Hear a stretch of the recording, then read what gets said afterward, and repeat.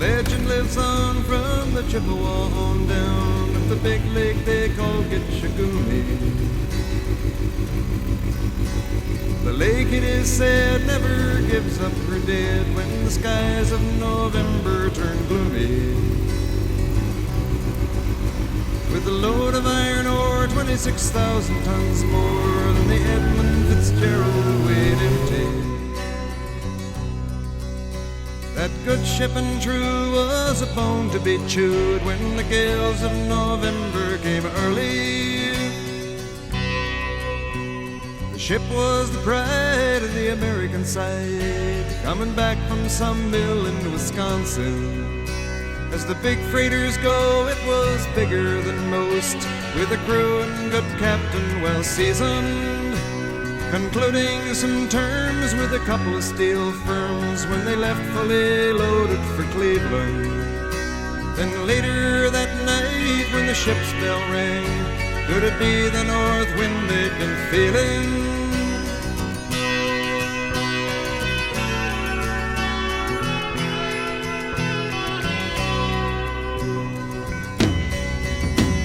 The wind in the wires made a tattletale sound, and the wave broke over the railing.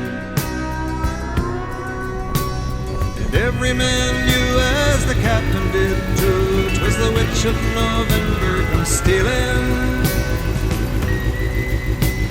The dawn came late and the breakfast had to wait when the gales of November came slashing. When afternoon came, it was freezing rain in the face of a hurricane west wind.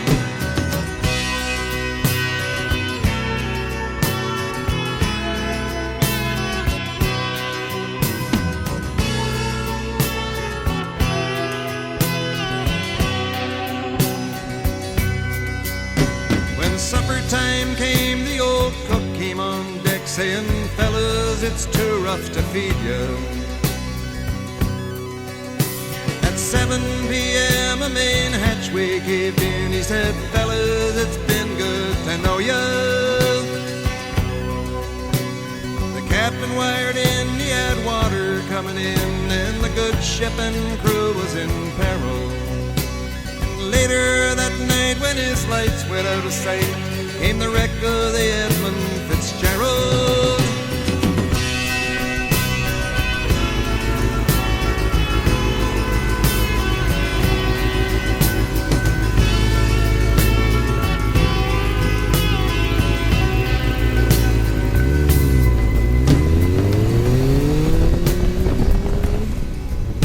Does anyone know where the love of God goes when the waves turn the minutes to hours? The searchers all say they'd have made Whitefish Bay if they'd put 15 more miles behind her. They might have split up or they might have capsized. They may have broke deep and took water. And all that remains is the faces and the names of the wives and the sons and the daughters.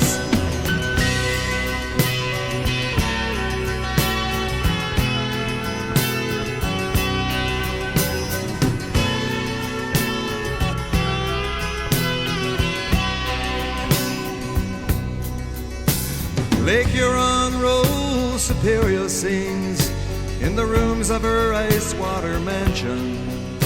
Old Michigan steams like a young man's dreams. The islands and bays are for sportsmen. And farther below, Lake Ontario takes in what Lake Erie can send her.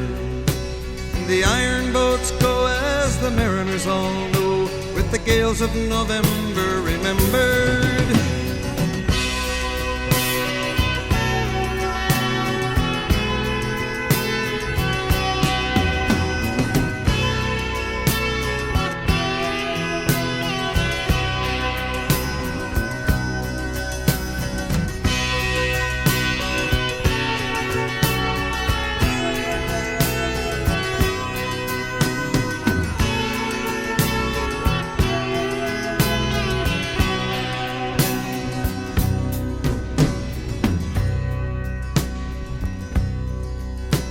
In a musty old hall in Detroit they prayed in the Maritime Sailors' Cathedral.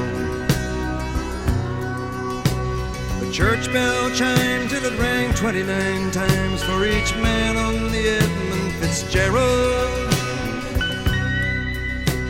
The legend lives on from the Chippewa on down of the big lake they call Gitchagumi. Superior, they said, never gives up her dead when the gales of November come early.